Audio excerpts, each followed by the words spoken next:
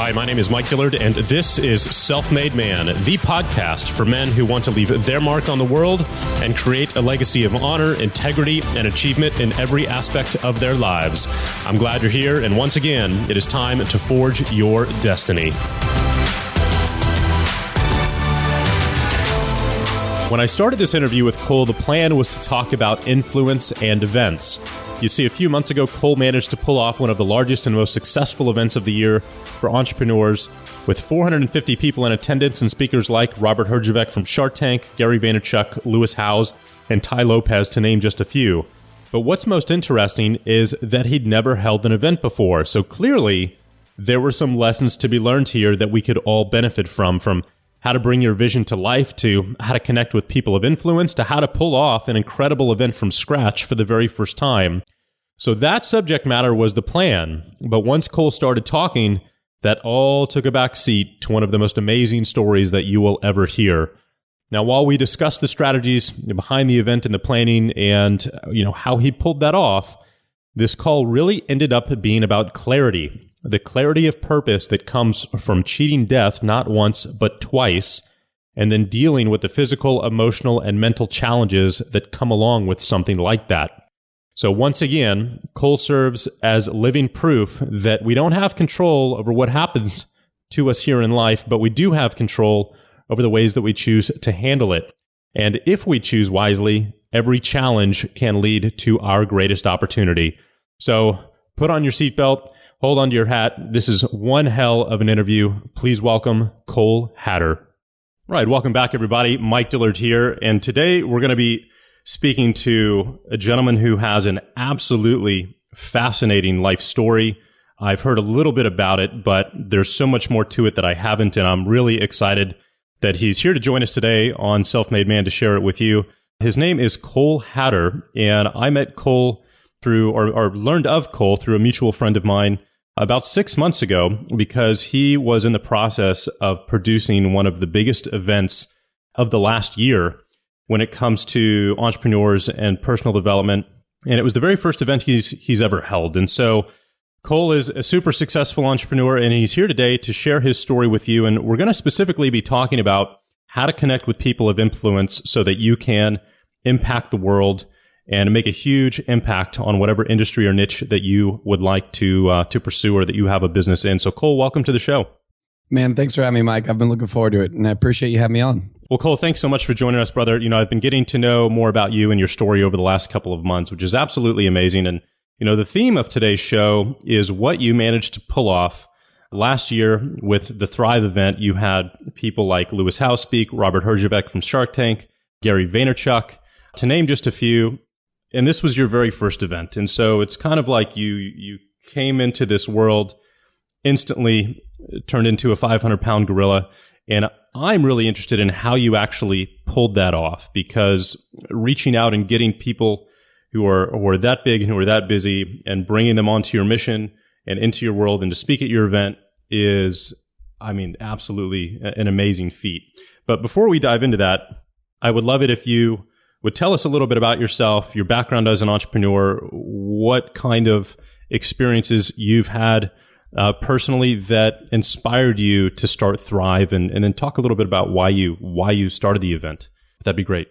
Yeah, absolutely. So probably somewhere around junior high is when, 12, 13 years old is when we start evaluating, what am I going to do with the rest of my life when I quote unquote grow up, right? And so call it good parenting, call it good circumstances, but I had a philanthropic heart pretty young, and I said, okay, if I'm going to spend my life doing something, I want to do something where I see the work of my hands impacting people's lives, which, people say, wow, it's interesting that you were thinking that way as a young man. But, my parents were pretty involved in the church growing up. And so I had spent my whole youth like on humanitarian trips down to Mexico, building houses for homeless and stuff like that. So it just seemed natural. And as I evaluated my career options, one was being a doctor, right? Being able to actually work on people and save their lives. But I was afraid of going to that much school.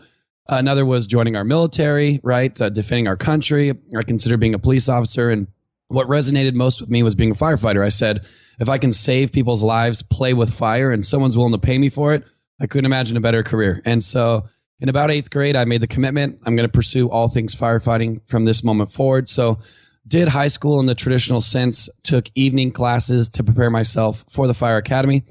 So, I got my EMT certificate and all that done before I even graduated high school.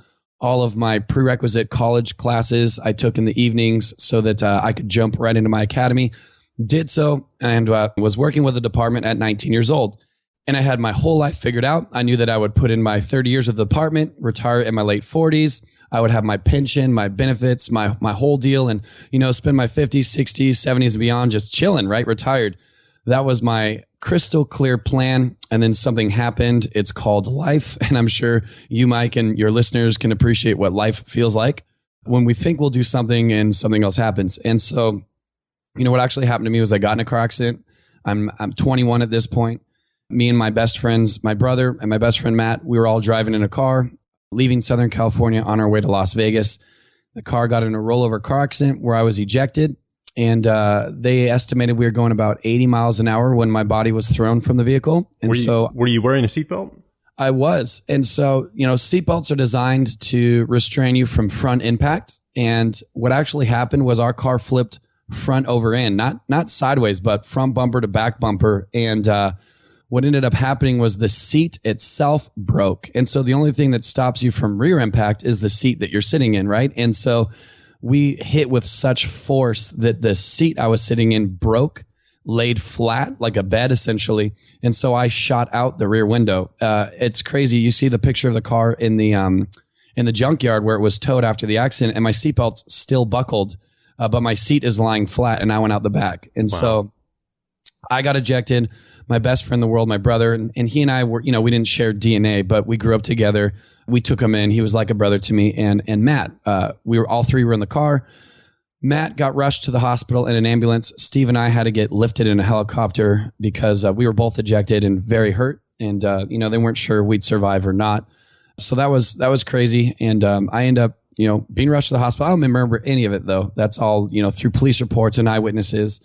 And ended up going through some crazy physical trauma. I had a traumatic brain injury. I was bleeding out of my eyeballs, my ears, my nose.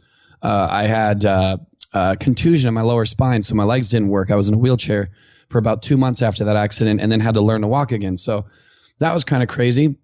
2 months after that accident, my buddy Matt, who was one of the survivors of that car accident with me. Well, real quick, if you don't mind sharing the consequences of that accident, because I think that's super important. And then when I was listening to your show with Art, the mine shaft thing was just horrific.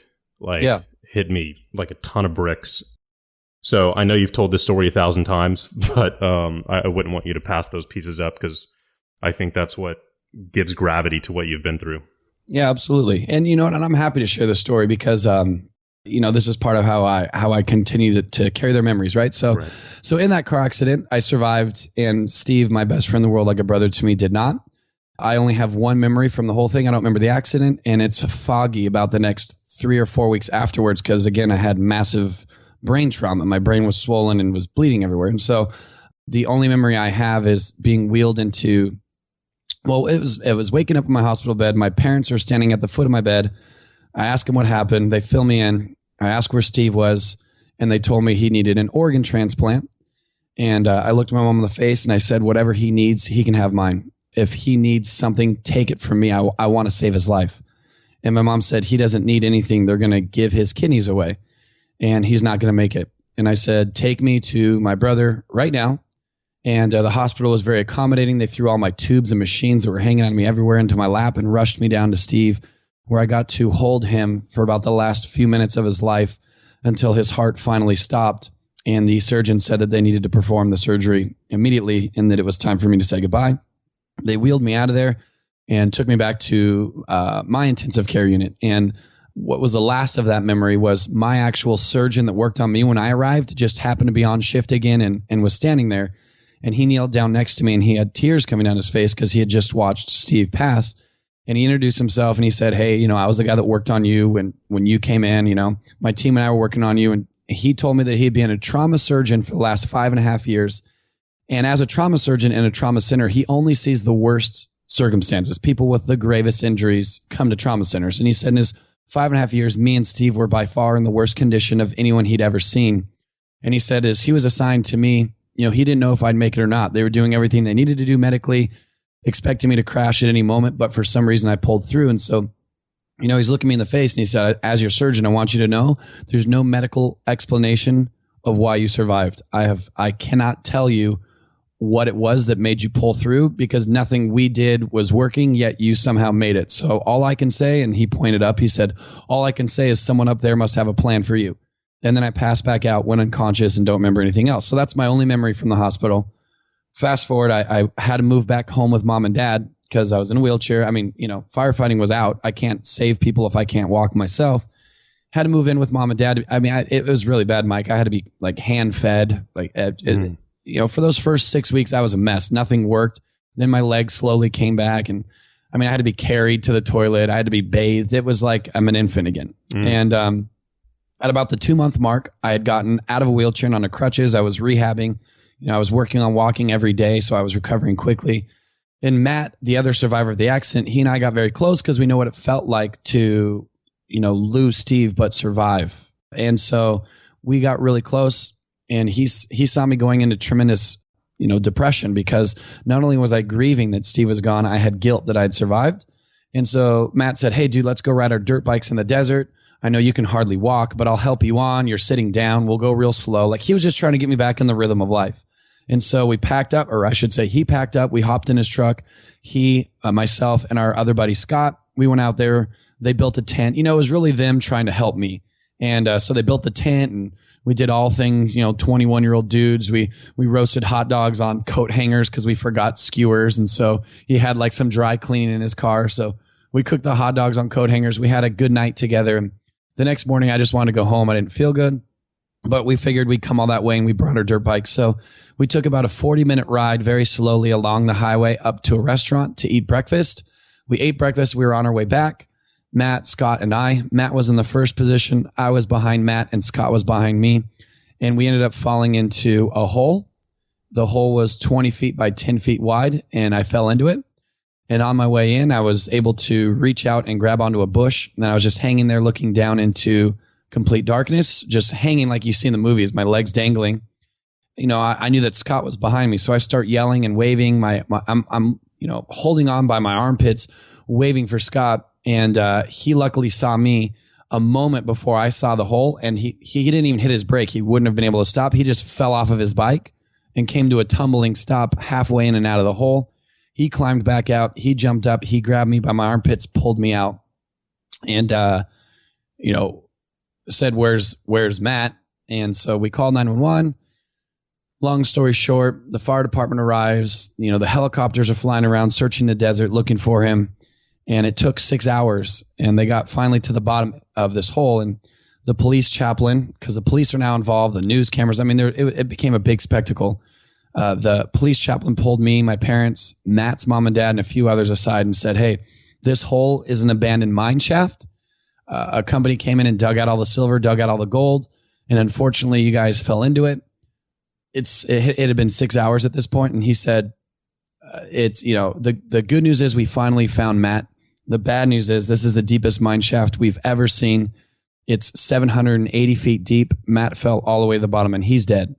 And I lost it because I lost my brother. I lost Steve on September 10th, and this was now November 14th, literally like 64 days later. Man. And obviously I was in the car accident with Steve and Matt, and now Matt and I, the only survivors, fell into a mine shaft together, and now I was the only one that survived this. That makes me sick to my stomach. Like thinking about that and what he went through, because I don't know the exact math off the top of my head, but 780 feet is probably 65 stories.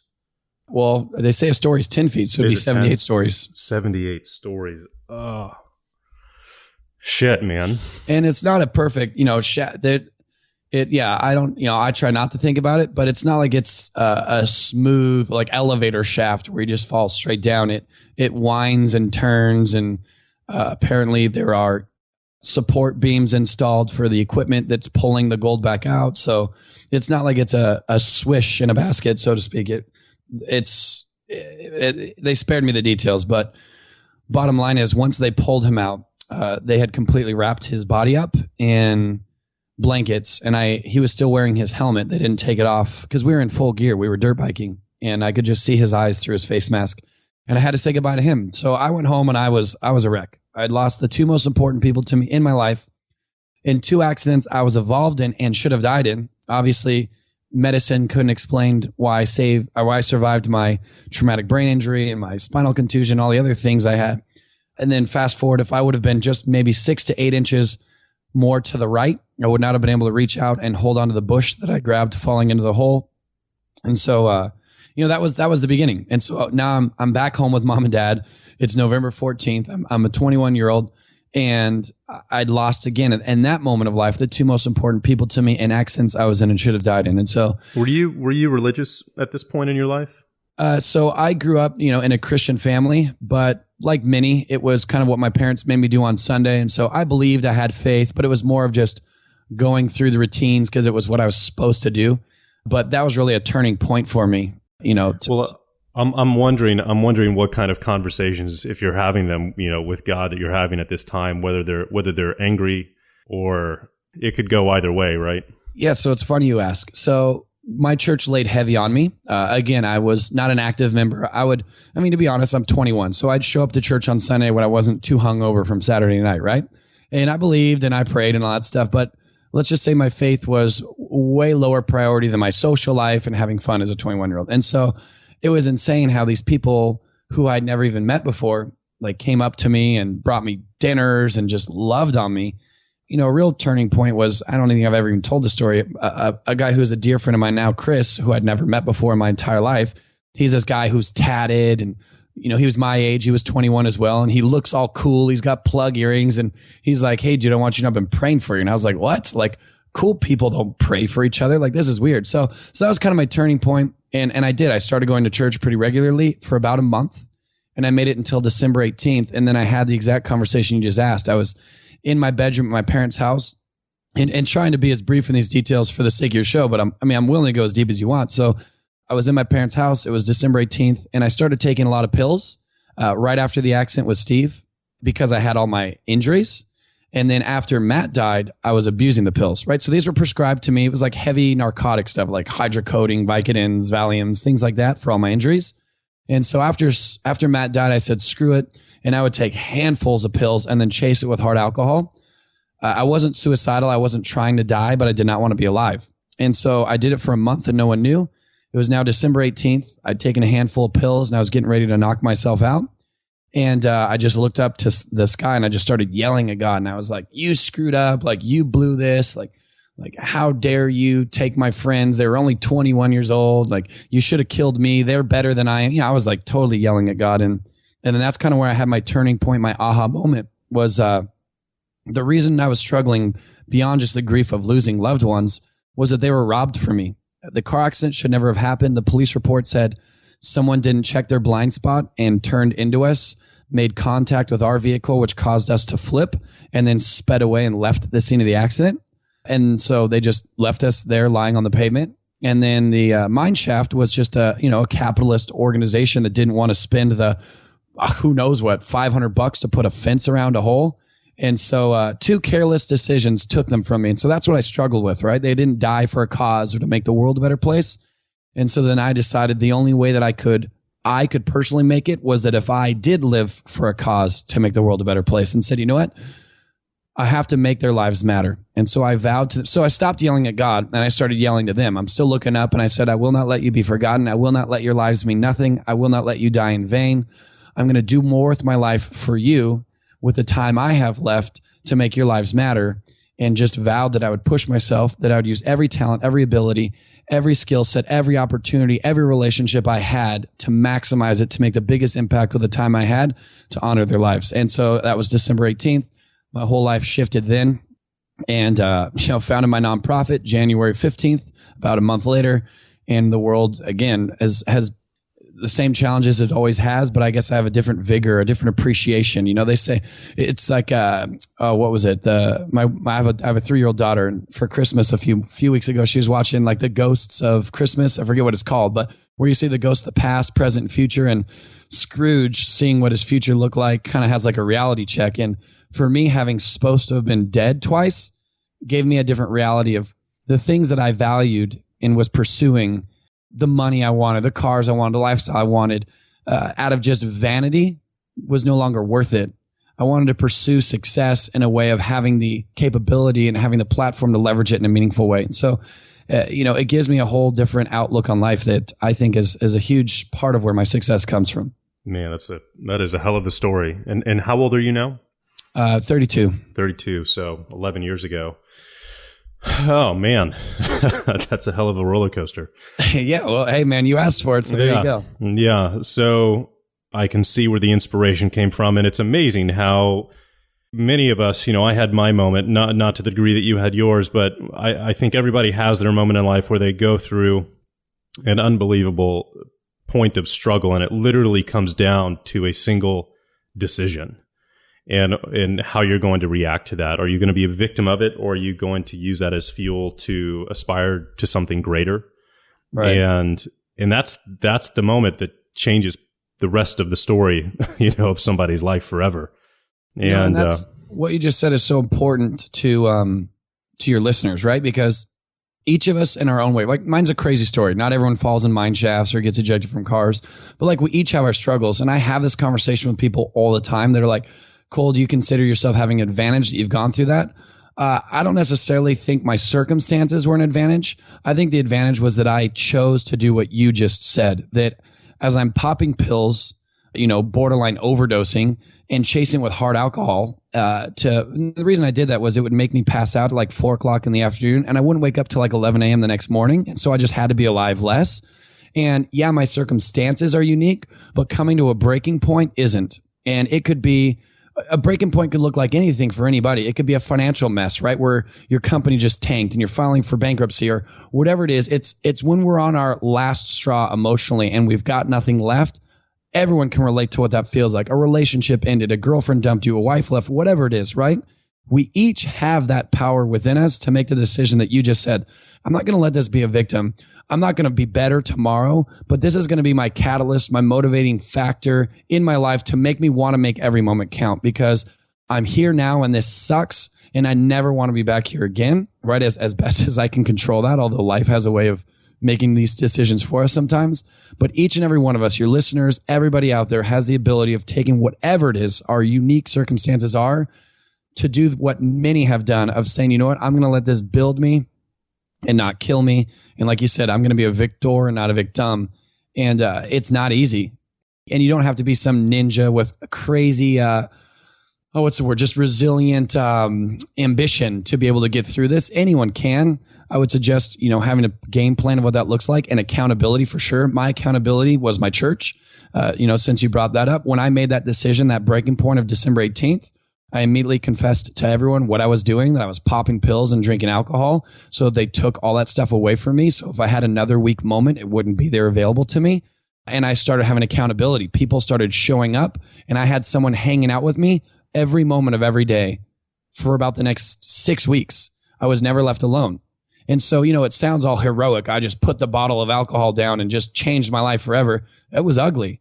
And I had taken so many pills for so long. I mean, it was only 3 months, but still was like every 4 hours for 3 months.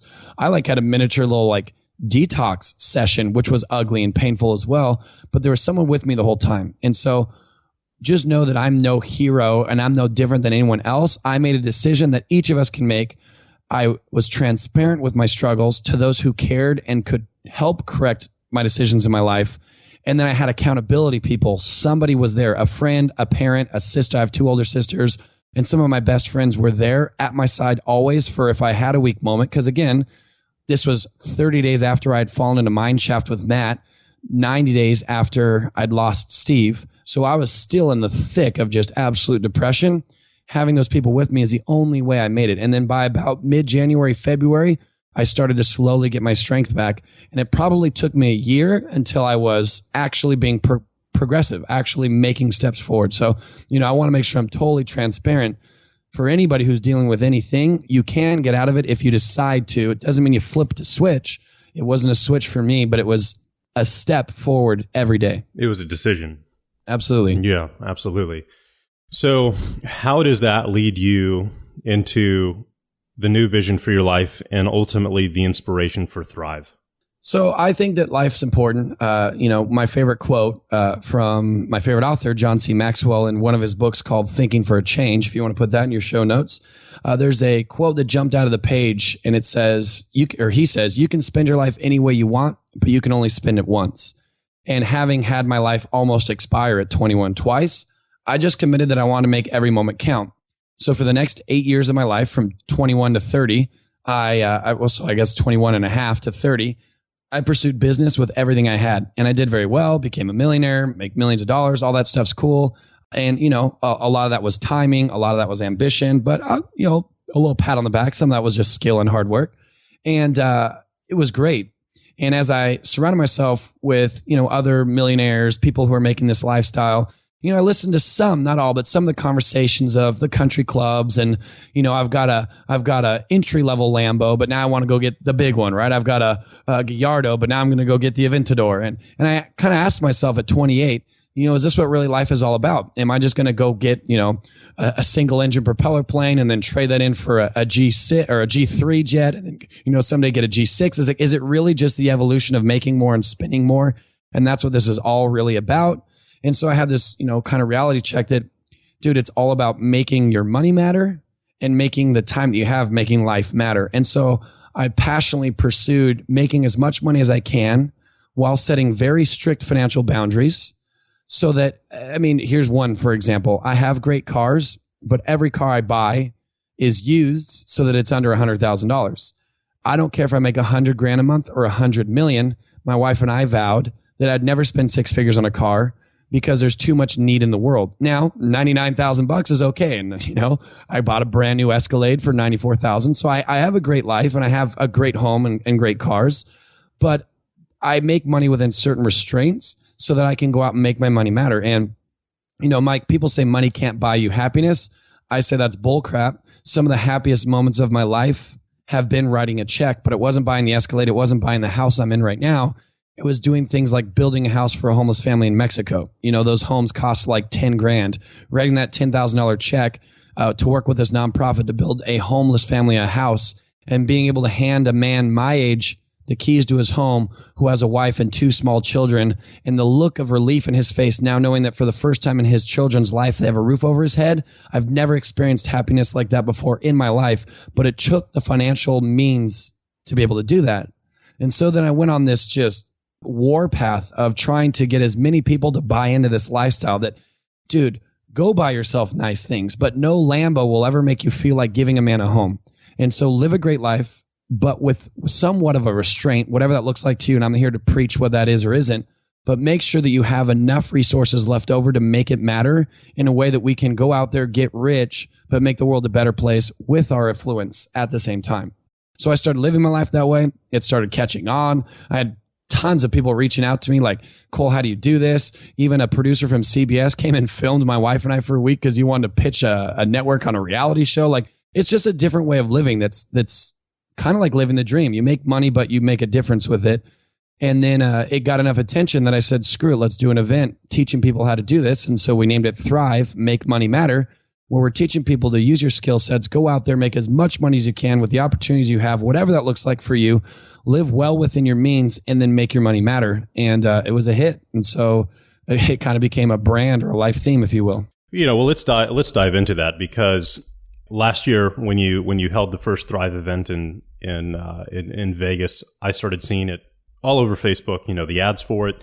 You've got some huge headline names involved, and from a business perspective, there are a ton of entrepreneurs who listen to the show.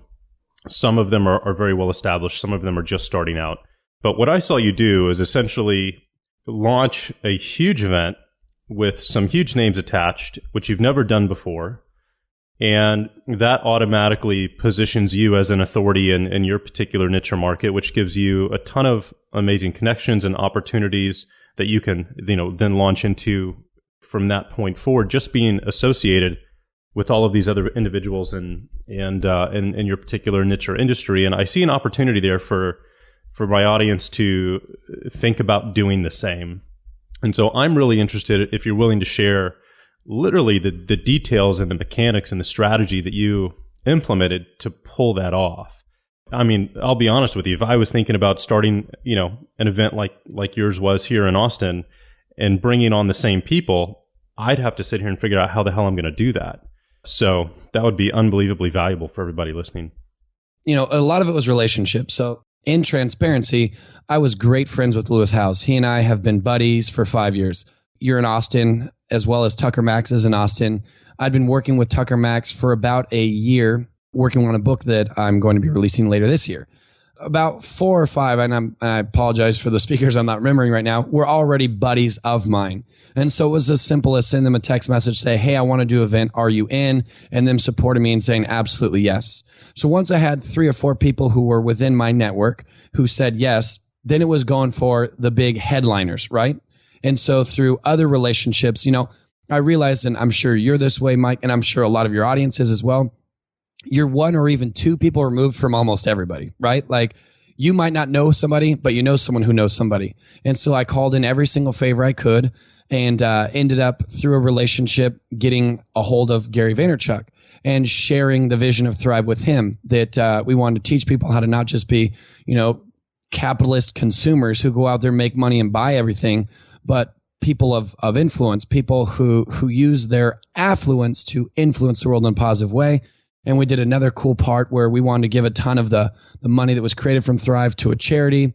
And so we got Gary Vaynerchuk to commit. And he said, you know what? I know Lewis, because Lewis and Gary are friends. And he said, I love the cause. I'm in. Yes. And we said, perfect. Gary's a big name. And then we got Robert Herjavec just straight up cold. There was no magic there. We went to his website, clicked on, book me to speak, filled out just the generic template form on the website, pressed submit. His office reached out to us about 3 weeks later, and then we went through a big interview process because obviously Robert's a big deal and you can't associate his name or his brand with anything crazy. And so shared with them the vision of Thrive of it's not just about getting people rich, the whole deal, right? It's about making a better place. And so Robert believed in it and said, you know what? I've never, ever been invited to speak at an event like this before. I'm in. So now we had, Lewis Howes and Tucker, and I don't know why I can't think of the 2 or 3 other people that were friends of mine that said yes, plus Gary and plus Robert. And so now it was easy.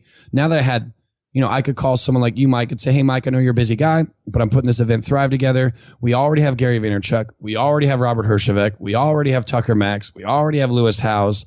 Are you interested in coming and be a part of it? These are huge hitters, big names. It's going to be the biggest conference of the year, blah, blah, blah, blah.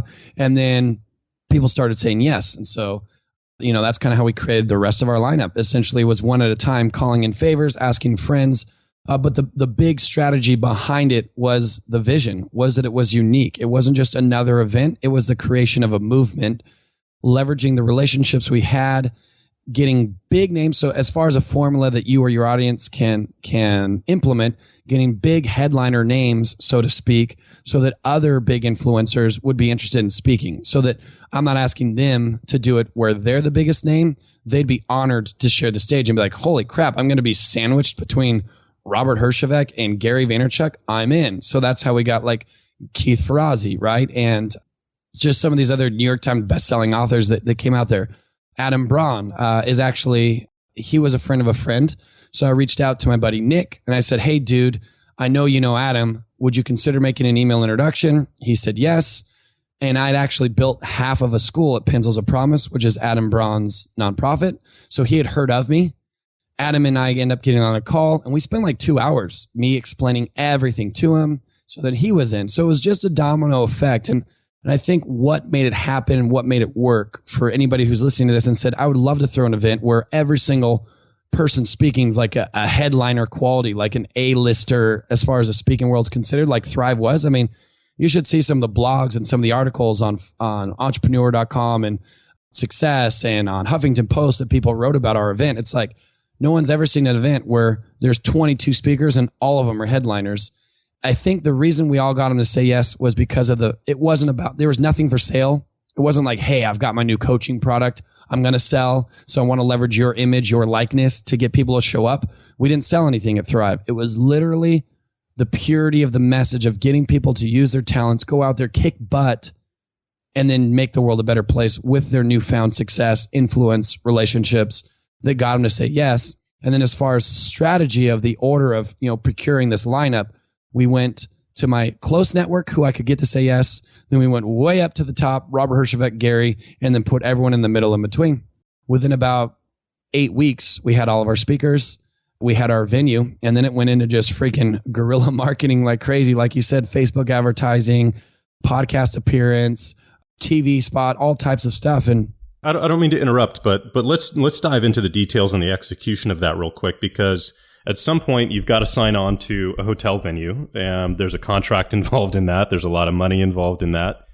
And so are you, when you're thinking about this process, you're like, man, how big of a space should we get? How many tickets should we plan on selling? Because this is all an idea, at that point with no guarantees. You've got to sell the seats, and then when you're in the process of selling the seats, how much you're gonna sell them for? Is it just to cover the cost of the event? What are all the details around that? So that was by far the hardest part, was predicting the unknown, because there's never been an event like this before. None of us that were planning this, like you said, it was me, our mutual friend JJ, who you and I are both fans of, and we're figuring this thing out literally in complete darkness. And so one of the things we did to try to figure out ticket price is we looked at the other event options that are out there. They ranged anywhere from $497 to $10,000, right? And then we looked at what people get in exchange for that investment. Obviously, the higher ticket events are smaller numbers, more about the networking that's there, the other people who are going to be attending. The lower cost events are more about the masses, just getting as many people as you can. And so, we priced ours out accordingly. The lower tickets were around $900 and the higher tickets were $3,500, which we felt was, again, I'm in real estate, so we call them comps. Those were comparable event prices. I feel that we had a stronger lineup, even still, than some of the other events that were selling tickets for $2,000, $3,000. But we were also a first-year event, so we gave that general admission option of around $1,000. It was about $897 is where we ended it. To let others attend too who might not have the $3,000 to put into a ticket. As far as booking space, I guess this will be the first time that ever went public. We had no idea what to plan for. So we said, hey, it's easier to shrink than grow. If we contract too little of space and need more space, it's hard to create space than give space up. So we actually booked 52,000 square feet at Mandalay Bay, which is huge. Right. And it would fit, just, for perspective for the audience, without tables, theater style, just sitting butts in chairs, would fit 7,800 people sitting in a chair. And so we knew no matter what, but we knew we wanted to do classroom with tables, and with classroom tables, it would have been about 3,000 people, because tables obviously take up a lot of space. And so we said, all right, cool. Let's have the room for 3,000 people, knowing that we're not going to need it. Then we decided that we wanted to really influence heavy on networking. So we would use half the space for a designated networking lounge, half the space for seats, which would give us 1,500 people sitting in seats, and then about that much space with high top, like tables that are, I don't know how tall they are, 4 feet high that you can lean on and stand around and talk. And so that's what we went with. And we said, all right, let's go crazy. Let's see what happens.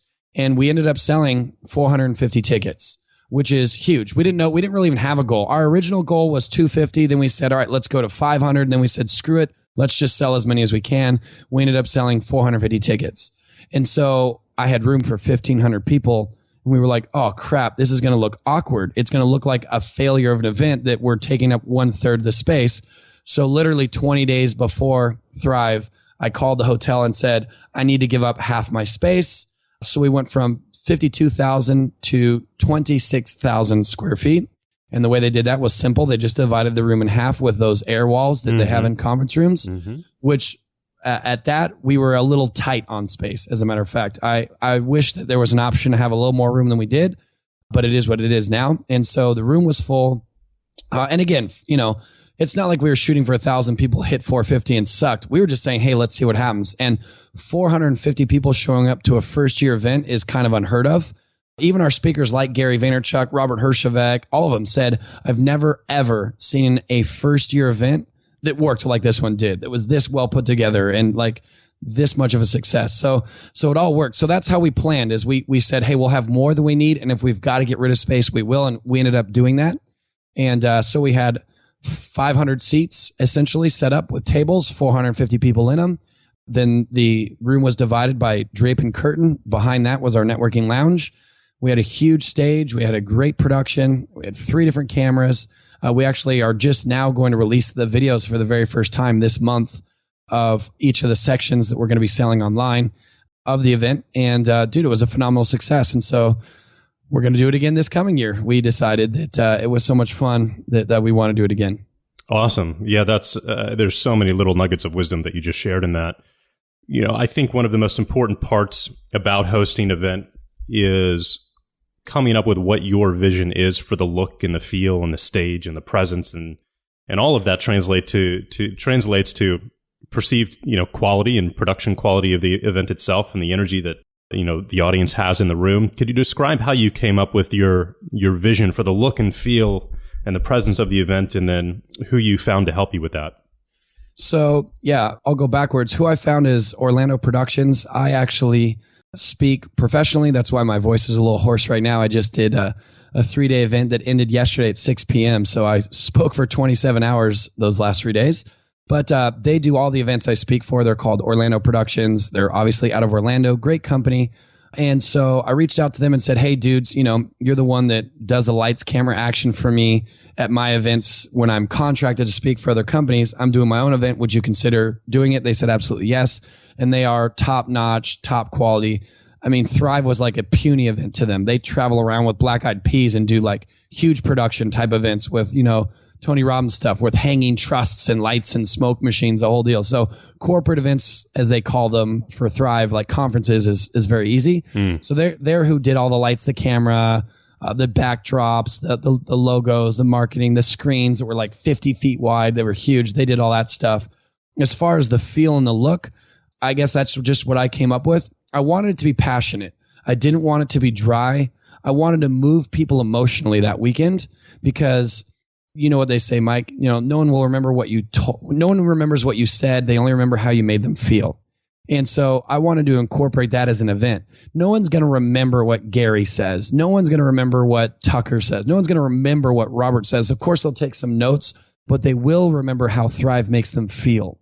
So I wanted it to be emotional. So I said, what colors evoke like passion, emotion. And so we stayed in like the light blues, the purples, the dark purples, the pinks, which actually kind of sounds, almost, I don't know what you'd call it, hokey, but it came together very, very well. The stage was bright blue, and then the uplighting around the perimeter was blue and purples. And so it was definitely like a passionate feel in the air. And then the thing that really made people feel the way they did was the message from the speakers. The 6 weeks prior to Thrive, I called every single speaker and spent, from someone like Robert, who had 2.5 minutes, to someone like, my buddy Lewis, who I could hang out with for an hour. We talked about my vision. And I said, listen, I don't want you to do what you've done on everyone else's stage. Teach your niche, teach your strategies, give them your expertise, just like you always do.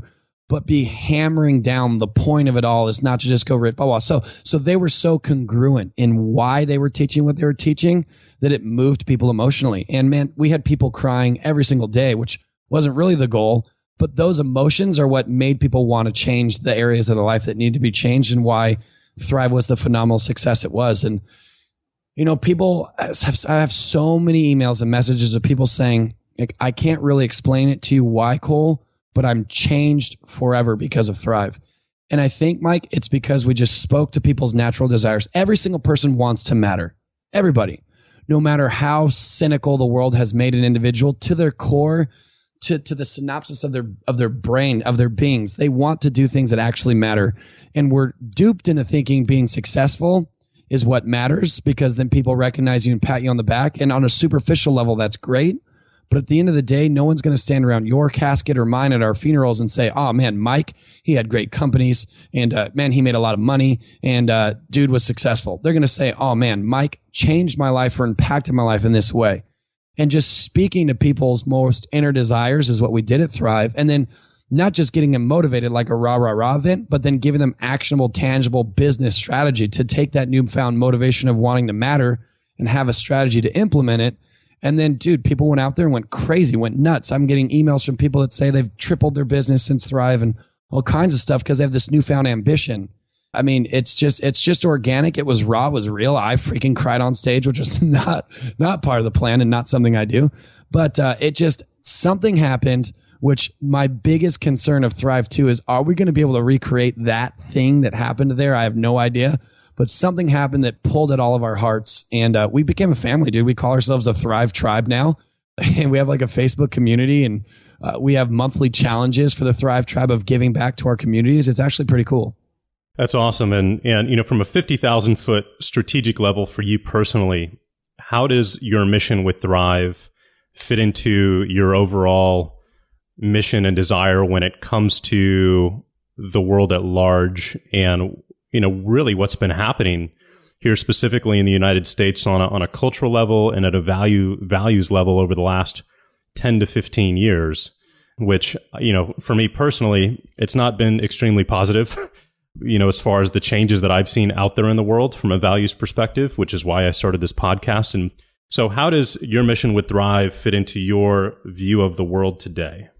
Yeah. And, you know, and I really appreciate that about you, Mike. I think that we need more people that are standing up for the core values of what this country was built on, and for just, you know, humanity, right? Society. And so there's really two issues I think I see to be 100% in alignment with what you're talking about is, you know, we have the changes that are happening on the grand scale of how America is being ran, of how our students are being educated. And then we have the second problem of how our society is interpreting it and reacting to it, right? Of a lot of how we are deciding to make decisions and act with one another. And so I guess I'll speak to that one first. You know, I believe that we are taught, not on a religious standpoint. It doesn't matter if, like, you know, obviously I talked earlier, I believe in God. Cool. You don't have to believe in God, the universe, or whatever. We're all here for an accident. Why we're here is not what I'm talking about. We can all agree that we are here, right? If you think it's God or an accident, cool, here we are. And so what are we supposed to occupy our time doing? And I think that culturally, we are taught that life is meant to make a little bit more each year, to buy a little bit more each year, to be a little bit more comfortable, that competing with the Joneses mindset, to try to tiptoe through life and arrive at our grave safely without having really done anything meaningful, memorable, or that matters to anyone other than ourselves. And I think that's why there's this big unrest and this unhappiness that is kind of, you know, being bred through our culture, is that people are occupying their time doing with what they think they're supposed to do with what culture has told them important, but at the end of the day, it doesn't resonate with them, right? And from a I guess, American standpoint, you know, I think a lot of it is just how we're educating people. Right now, I stand on stage. So this just happened this weekend. I was teaching 400 people this last weekend. I do this every weekend, and it's always unanimously the same. I say, who can fill in the blank on this thought? You know, we go to high school, we graduate with good grades, or try to get into a good college. We graduate college with a diploma, and I leave it wide open, and they all yell back, get a job. And I say, whoa, let me see if that can happen again. We go to college, we graduate with a degree, and they all yell, get a job. And I challenge the audience. I say, why didn't one of you say start a company? How come in an audience of 400 people, all 400 of you just yelled, get a job? Why couldn't you graduate college with your diploma and then go start a company? And then everyone starts laughing and they start thinking, but truly, and I'm not saying traditional education isn't important, but there are 4 areas of education that I believe all Americans need, and we're only given one. The first area is traditional education, read, writing, math, you know, arithmetic, all that stuff. And that's good. And that's what we're given. And then we're sent into the American economy, and we're supposed to try to create value as an early 20-something-year-old who only knows how to read and write, but has no real skill set or no real way to contribute value to anyone's company or, like I said, the economy. And so likewise, they're not compensated for their time. These aren't dumb people. They're not uneducated. They have great traditional educations, but they're not well-rounded. I think in addition to traditional education, we need a business education of how to run companies, of how to create systems, of how to automate, of how to manage people, of how to motivate, of how to lead and inspire a company to want to grow together and work as a team. I think that the third part of education is financial. We need to understand tax strategizing, entity structuring. I see a bunch of sole proprietors running around out there with huge targets on their back because they didn't even know that they should have incorporated, you know, to protect themselves with the corporate veil, right? And so I don't know how much of your audience is international, but here in America, you should not be operating as a sole proprietor. You need to have an S Corp, a C Corp, LLC, or whatever your financial team has said. And people are overpaying in their taxes. And then the fourth area of education that I don't think people get is an industry specific or niche specific education. Like, for instance, one of the things that I do is real estate. Never once, ever, from kindergarten through 12th grade, did anyone talk to me about real estate. And then traditionally, unless you go to a specialty school, your 4 years of college, they don't teach you that either. So I had to learn that on my own.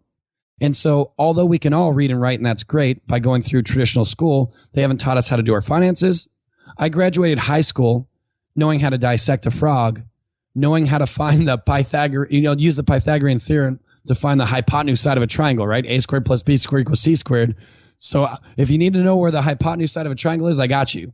But nobody ever taught me how to balance a checkbook. And that's just wrong. And then again, that industry specific knowledge. You might be a marketer, marketing strategies. You might be an investor like me, investment strategies, how to project risk, how to project profits, return on investment. And so, that's what I'm real passionate about, is giving people more well-rounded education. Not to say that any of your listeners or even yourself who have gotten degrees have wasted their time, because there are those that bash the educational model. I'm not here to bash it. I'm just here to say it was incomplete, and that, maybe we do changes where we start educating our students with these other three areas, their industry specific knowledge, financial education, and business knowledge. But for now, we as adults need to go and invest in learning those things. And so that's part of why Thrive was created, is I wanted to give people those missing components of education, with the encompassing thing being cool. Now that you're rich, don't be a dick about it. Go out there and make the world a better place with your money. And, when we look at the wealthiest people in the world, that's what they do. You look at the top 10 wealthiest people, they're all saying they're going to give their money back to charity. And it's something about, when we don't have money and want it, it's so easy for people like you and I who have made millions of dollars to say, money doesn't make you happy. Because I remember when I didn't have money and I'd hear people who did say that, I'd call their BS. But it's not the money itself that makes you happy or not. It's how you use it, right? And so that's at my core, my belief of one of the fundamental problems we have in America is that we just create a bunch of employees, period. We have these manufacturing plants of employees called schools. But what we need are more people like you who are employers, who get an idea, create a company, and then hire people, And I'm on a rant, but I'm going to finish my thought with this. I just got back from New York on Thursday, right before the blizzard that's going on there now. I barely made it out.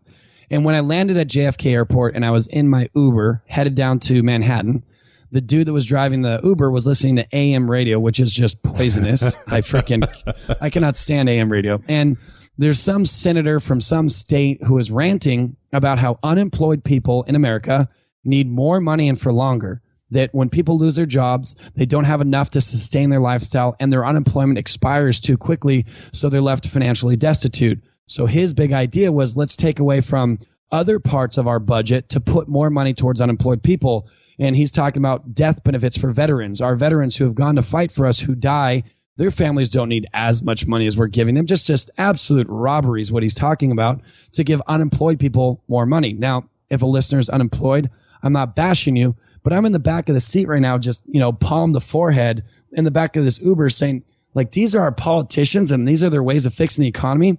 I have a better solution for unemployment.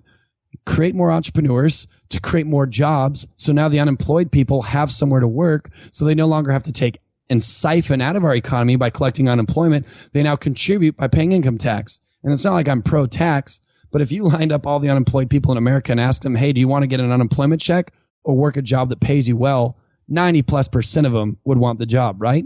So now less unemployment is being taken out of our economy. More taxes is being contributed. We don't have an unemployment problem anymore. And we might not have this $500 billion deficit with an $18.9 trillion debt that we have as a nation. We might actually have a surplus and start paying it back.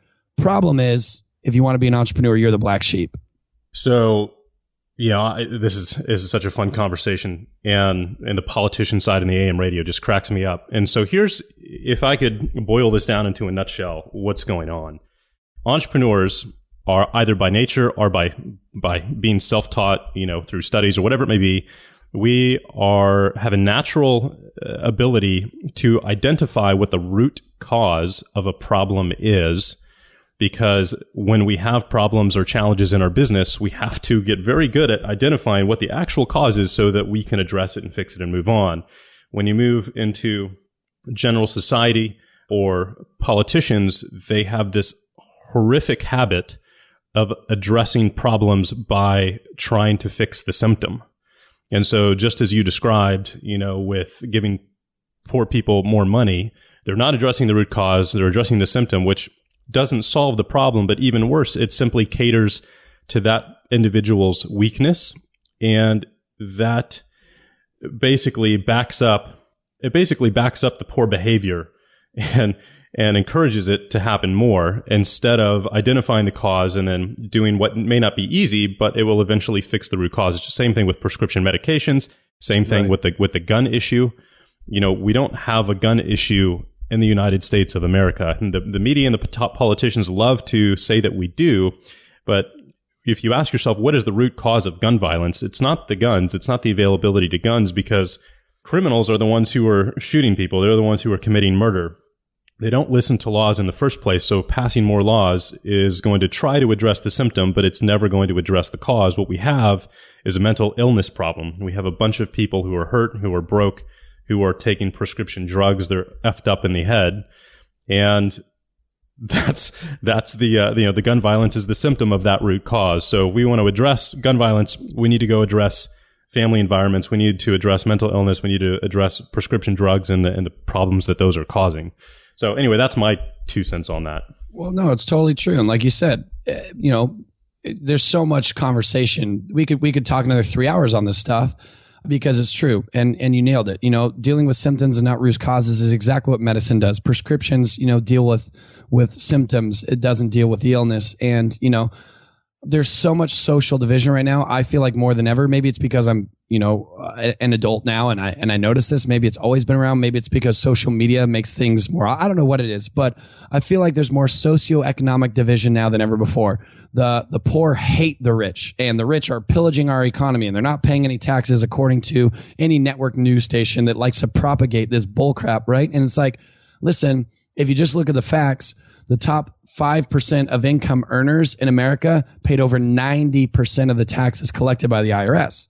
And so, again, I don't know statistics for other countries, and some are socialist or whatever, but here in our democracy, the media has taught those that are not doing well to point fingers at the rich and say it's not fair and the rich need to pay more in taxes. Yet when you actually look at the IRS revenue, over 90% of the income collected by the IRS comes from the top 5% of income earners.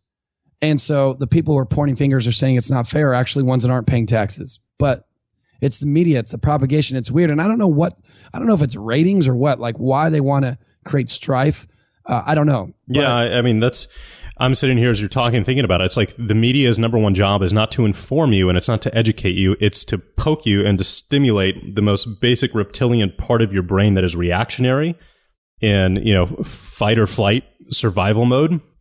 Because if they do that, or when they do that, you have a reaction and you share it and you speak out and you get pissed and they get attention and they get paid by the amount of attention that they get. And that's just a losing scenario, unfortunately, for society when you set up that as the reward system for those kinds of actions. And so, the byproduct of that is now people who are in the lower income brackets almost don't want to get out because they've been taught that the people who make money are bad people, right? And so like part of the conversation I find myself having time and time again is it's okay to be rich. Like it's okay to work hard for money. It's okay to be financially motivated. It's fine. Dude, I pay, proportionately, I do leverage the tax code to my advantage, well within the law, as anybody who understands tax strategy can. So proportionally, I might pay less for my income, but I still paid 6.5 times the median household income in income tax last year. So what the average family makes, times it by 6, that's what I paid in taxes. Yet CNN or whoever is going to point at me and say I don't pay any at all, and now all the poor people and middle class are going to be pissed off at me. And so it's just like, it's this misinformation game as well. Here's what I think needs to happen. And it's such a simple solution. And yeah, I'm an entrepreneur, so it could be a total cop-out, whatever. I think if we had more business owners in America creating more opportunities, so many of our problems would go away, period. I think small business owners are where things are going to change. I think corporations are almost not becoming a thing of the past, but the corporate structure of the big glass buildings and Wall Street and all that, I think Americans are tired of. There's all these grassroots, small business, 10-person team or smaller that are really, I think, the heartline of what will make our country, get out of this deficit. And once people are it's interesting. Once people are having more money, they complain less about people who have money, right? And so it only makes financial sense for people to make more money, period. But when the media is saying, hey, people who make more money are bad, then that, it takes away motivation. And then when you have politicians who are creating more programs that give people who don't make money assistance, then there's no incentive to change their financial situation. And so at the end of the day, I think we need more people like you, Mike, that are brilliant, that are passionate, that are motivated, that go out there, that create value, employ people, and create opportunity and reframing mindset. Podcasts like this one to help people think differently. And so, what's the action step? What's the takeaway? Dude, I think it's a matter of people taking their skills, their gifts, and applying them and not being afraid to do so. And we've seen a big flip in our country. There was this thing called the American Dream once. You might have heard of it. And it's because we had created so much opportunity in America that, people immigrated to this country to come and get a job. And I don't know about in Austin, Texas, but in Orange County, California, where I live, when you go to most small businesses, dry cleaners, donut stores, even small liquor stores, an immigrant family runs them, which is fine. I got nothing but love for immigrants. My wife is an immigrant. Before I get haters, I married one. I love her. She's from Europe. All my in-laws are European, and half of them still live there, right? So the point is, I got nothing but love for immigrants. I married one, and I'm spending the rest of my life with one. But it's unfortunate that they see our country as this huge opportunity, that they say, hey, all I have to do is legally immigrate to the United States, start a company, and now there's a whole nation of people that have been trained to come and work for me. And so, when you go to these small businesses, like I said, drugstores, donuts. I'm thinking of the ones here by my house. The dry cleaner. When I'm at my dry cleaner, the mom is running the cash register. The dad is somewhere in the back doing all the clothes. And the daughter, this is who my dry cleaner is, she's making the deliveries. And they're a family that are now self-employed here in America. And it's just at little restaurants, same thing. Americans have lost the drive to want to create. They just want to, they want to show up and get a paycheck. And I think that needs to be fixed. Yeah, absolutely agree, brother. So this has been one of my all-time favorite episodes, here at Self-Made Man, without a doubt. And it's been just a roller coaster with your story and where you started, where you've come from, what you've overcome, and where you're going today. Where can people go to connect with you? Sign up for Thrive if they want to take part in that event coming up. When is it? And how do they get plugged in? Probably the best thing to do is just go to watchthrive.com, WATCH, Thrive, THRIVE.com. That's where all traffic is kind of being organized now. We don't have tickets available yet for Thrive 2. So they can't buy Thrive 2 yet, but there's a, hey, I'm interested in Thrive 2, sign up. The videos from Thrive 1 are there. So that's kind of the main hub for now of where people can get plugged in and kind of wait. And then once Thrive 2 opens, ticket sales become available. Anyone who's opted in will get an email saying, hey, here's our speaker lineup, here's our dates, here's our venue, and they can come if they want to participate. So probably watchthrive.com is the best place to learn about that. And then, I'm just Cole Hatter. You can find me anywhere on social media, website, etc. Awesome. Well, Cole, this has been amazing, man. Thank you so much for the time today. And guys, go check out Thrive. Connect with Cole. He's obviously an amazing human being, an amazing entrepreneur. And man, thank you so much. Yeah, my pleasure, man. Thanks for having me. Once again, thank you guys so much for your continued support of the show. And I've got a little piece of good news for you. As of today, I've signed my very first licensing agreement for music, which means that you can expect to end each episode here at Self-Made Man with some rockin' tunes going forward. Well, that is assuming, of course, that you like my taste in music. And if you don't, well, you're basically screwed. But hopefully you do. And so today, we're going to wrap up with one of my newest favorite songs. It's called Your Time by Savoy. Thank you guys so much. We'll see you next week.